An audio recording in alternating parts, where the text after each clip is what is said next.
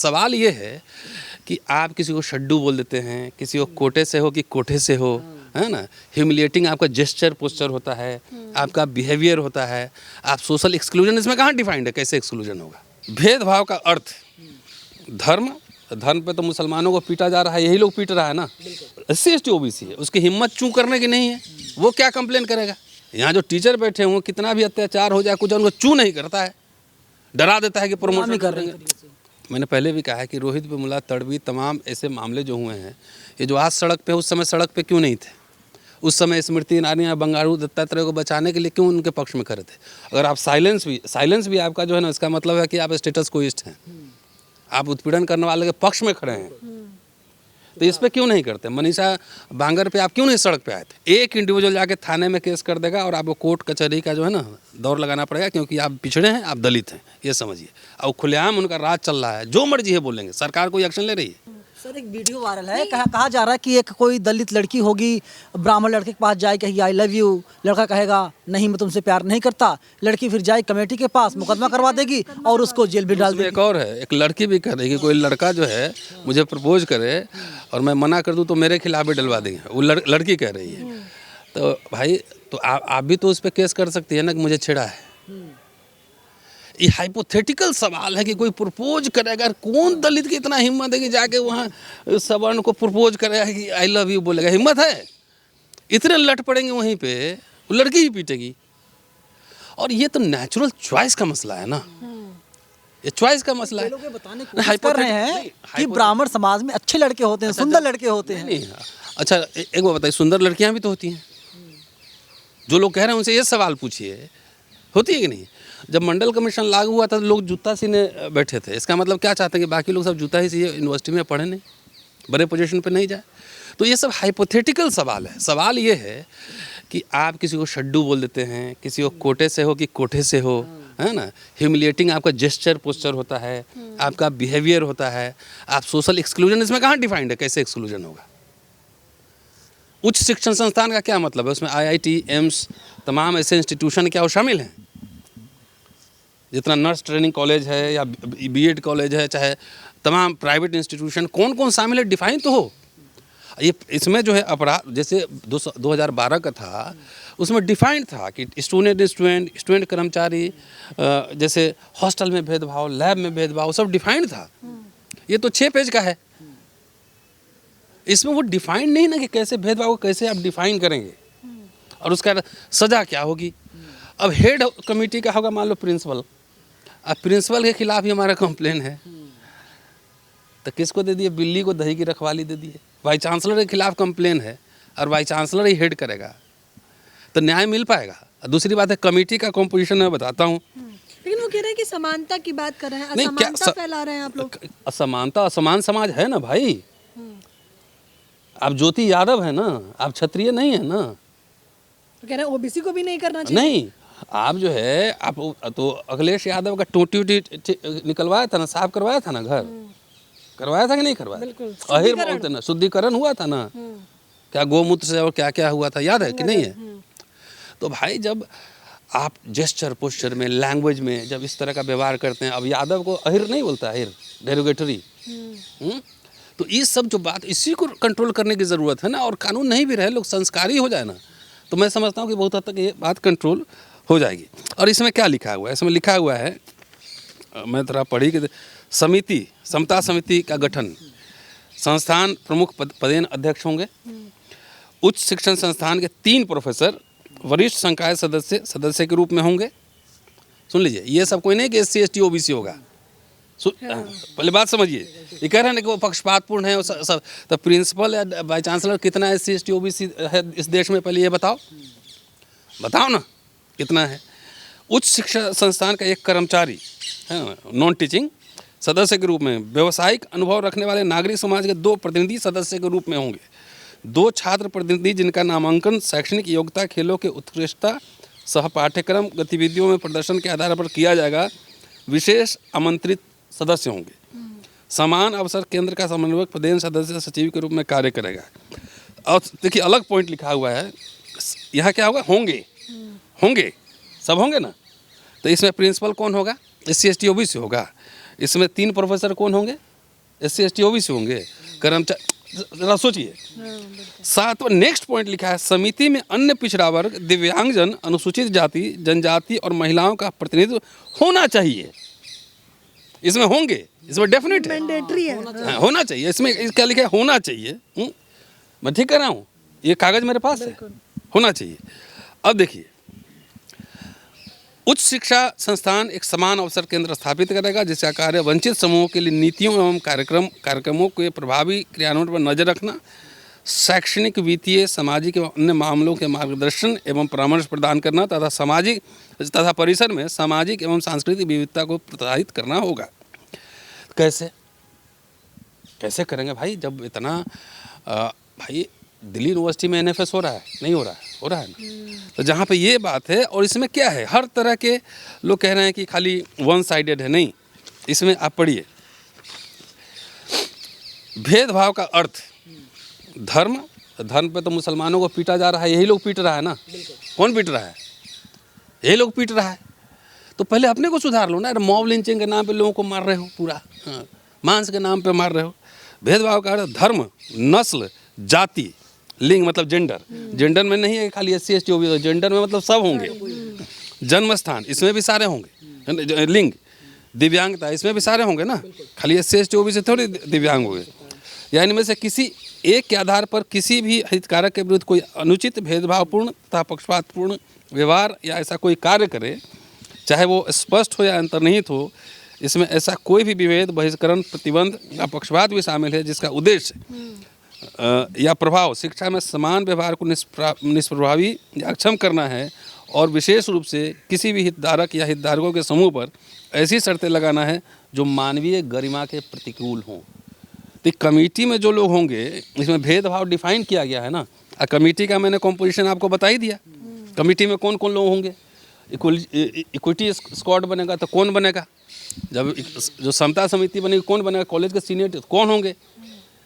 सबसे इम्पोर्टेंट सवाल है कि इसमें जो है सारे तो कमेटी में ज़्यादातर उसमें नॉन रिजर्व कैटेगरी के लोग होंगे। और अभी भी विश्वविद्यालय में जो ऑफिसर बैठा हुआ है, नहीं, जो SC ST OBC है, उसकी हिम्मत चूं करने की नहीं है, वो क्या कंप्लेन करेगा।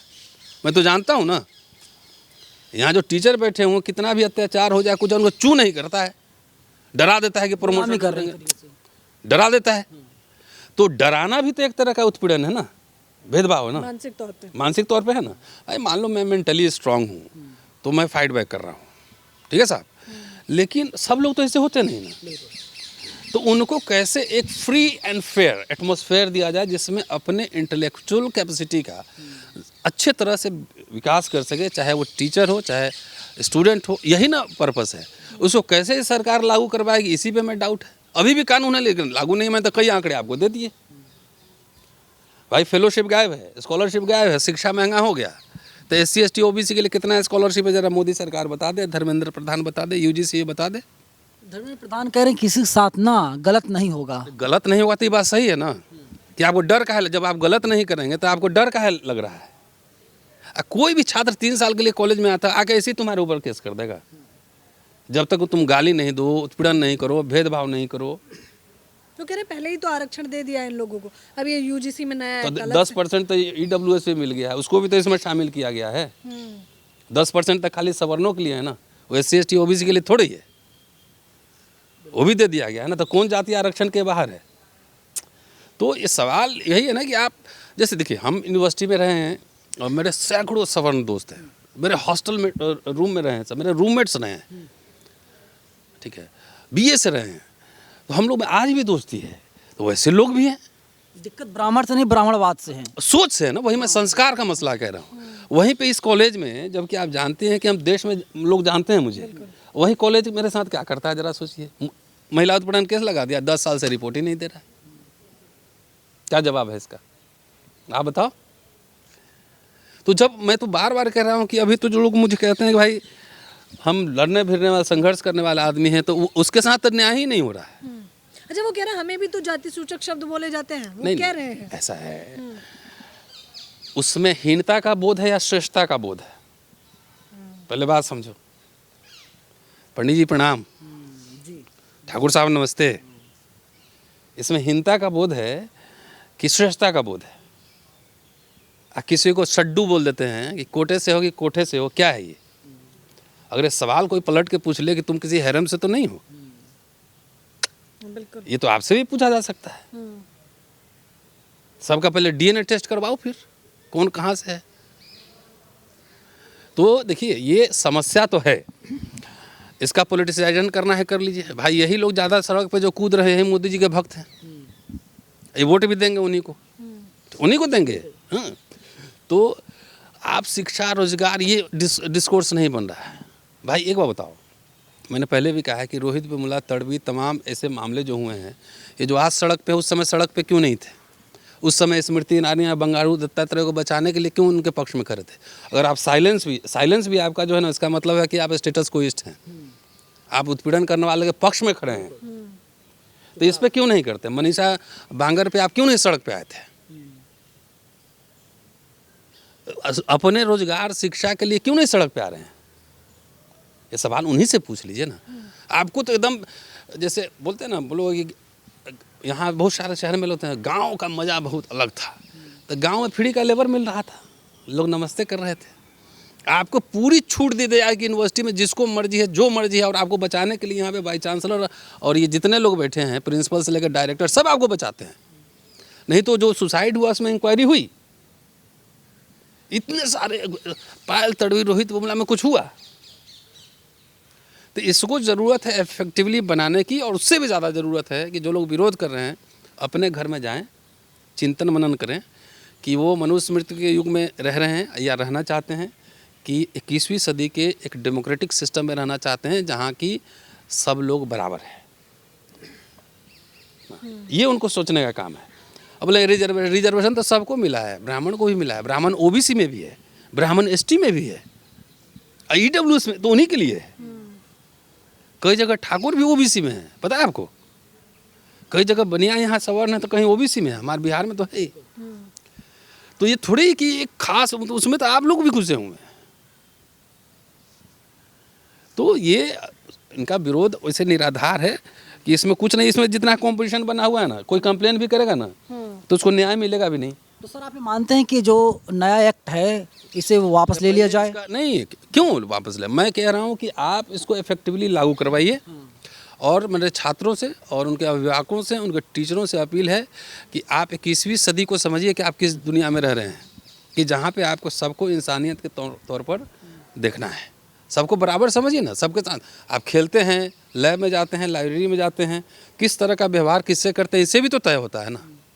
आपके लोकेशन से भी तय होता है ना कि आप क्या कर रहे हैं।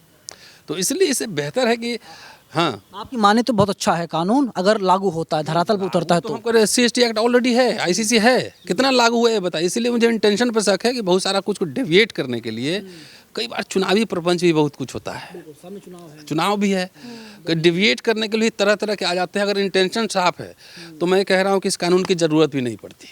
और ये सुप्रीम कोर्ट के इससे आया है ना, सुप्रीम कोर्ट के निर्देश पे आया ना। चीफ जस्टिस कौन है? UGC कमेटी में कौन है? ज़्यादातर वही मेंबर हैं। तो उन लोगों ने ही बनाया है ना, उन लोगों ने ही बनाया है। तो ये समझने की अब सबसे बड़ा जो बार बार कह रहा हूँ कि इसको सेंसिटाइज करने की ज़रूरत है। बी सेंसिटिव, ठीक है। Thank you. उन ब्राह्मणों सर क्या कहेंगे जो आंदोलन कर रहे हैं, जो कह रहे हैं कि नरेंद्र मोदी हम तुम्हारा एक गला काट देंगे, कर देंगे, वो कर देंगे। एक वीडियो आया है, पूरा जेल का आंकड़ा निकालना चाहिए कि कितने ब्राह्मण जेल में हैं और कितने दलित बैकवर्ड जेल में हैं, और कितने लोगों का एक्यूटल हुआ। मैं कोई ब्राह्मण किसी व्यक्ति का विरोधी नहीं हूँ, मैं सोच का विरोधी हूँ। मेरे तो बहुत सारे स्टूडेंट ब्राह्मण हैं, मेरे यहाँ आके ठहरते हैं, खाना खाते रहते हैं, मेरे कई सारे दोस्त हैं। तो आप ये बताइए कि एक प्रिजुडिस माइंडसेट कि मैं देश को चला रहा हूँ, मैं अगुआ हूँ समाज का, तो अगुआ है तो देश में जो गड़बड़ी है इसके भी तो अगुआ आप ही रहे होंगे ना। सब समाज के अगुआ ही हैं, तो यहाँ जो गड़बड़ी होगी, चाहे जेंडर के सवाल पे हो, चाहे कास्ट के सवाल हो, तो इसकी भी जिम्मेदारी लीजिए ना। इसकी जिम्मेदारी कौन लेगा? पाकिस्तान, बांग्लादेश? क्या दलितों पे, पिछड़ों पे जो अत्याचार होता है तो बांग्लादेश का आदमी करता है, इंग्लैंड का करता है, कि पाकिस्तान का करता है, कि नेपाल का करता है? यहीं का लोग करता है ना। नहीं, उनका कहना है कि सब लोग इस समय इक्वल हैं 2026 में, और जो सुन लीजिए सर, तो जो उनके बाप दादा थे उन लोगों ने गलत काम किया, सजा इनको क्यों दी जाए? सजा हमें मत दीजिए, सीधी नहीं, बात। कोई किसी को इसमें सजा है, इसमें आपको खाली सुधारना है माइंडसेट। मनुस्मृति आप पढ़े हो या नहीं पढ़े हो, प्रथाएं तो प्रबल होती हैं ना, उससे ज़्यादा कानून से ज़्यादा मजबूत प्रथाएं होती है। क्यों मंदिर में नहीं घुसने दे रहे हैं, क्यों बुलेट चढ़ने पे मार दे रहे हैं, क्यों घोड़ी पे चढ़ने पे पीट रहे हैं? बदला नहीं लेंगे ना, हम तो आपको सुधारना चाहते हैं, हम सुधारना चाहते हैं कि इंसान बन के रहिए। अभी भी तो हो रहा है ना, इसी घटना है, कौन कर रहा है? आप में श्रेष्ठता का बोध कहाँ से आता है कि आप श्रेष्ठ हैं? वो आपके माँ बाप सिखलाते हैं, आपके टीचर सिखलाते हैं, ये सिखलाते हैं, स्कूल में सिखलाते हैं। तो ये समझना पड़ेगा ना कि भाई अभी भी हो रहा है ना, अन्याय अत्याचार तो हो ही रहा है, तो आपके पूर्वज नहीं, आप भी कर रहे हैं। आप जो कह रहे हैं कि हम श्रेष्ठ हैं, तो इस श्रेष्ठता का भाव कहाँ से आया? डिग्री तो पीएचडी है नहीं, हैं? ऐसी श्रेष्ठ हो गए। एक समाज में, एक जाति में पैदा हो गए तो सब लोग आपका पाँव छुए, क्यों? तो इस श्रेष्ठता का बोध पहले खत्म कीजिए, अपने आप को इंसान बनाइए। ब्राह्मण समाज का बच्चा हो, ब्राह्मण समाज का बच्चा हो या बुजुर्ग हो, वो संविधान खिलाफ है, मनोविधान के साथ है, ऐसा क्यों होता है समाज में? शंकराचार्य देख लीजिए, रामभद्राचार्य देख लीजिए, आपस में मार काट कर रहे हैं। उसको सरकार का प्रोटेक्शन है कि नहीं? इतने संविधान विरोधी बात बोल रहा है वो बाबा, दोनों बाबा है इस पर। हाँ? यहाँ संविधान के खिलाफ यहाँ पे प्रदर्शन हो रहा है, जलाई जा रही प्रतियां, जलाई गई। कॉन्स्टिट्यूशन क्लब में जो है वो एक क्या नाम, कौन मिश्रा है, और ग्वालियर अनिल मिश्रा, एक और बाबा भी है, आगे खुलेआम बोल रहा है। सरकार, उनके ऊपर कोई एक्शन हो रहा है? पहले ये बता दीजिए मुझे, इसी से हम समझ जाएंगे। जो खेला बोले ना कि मुझे शंका है बीजेपी पे, उसके ऊपर कोई एक्शन हो रहा है? नहीं। अब मेरे ऊपर एक्शन हो रहा है। हमने कोई स्टेटमेंट दिया, इससे कोई यहाँ दंगा भड़का?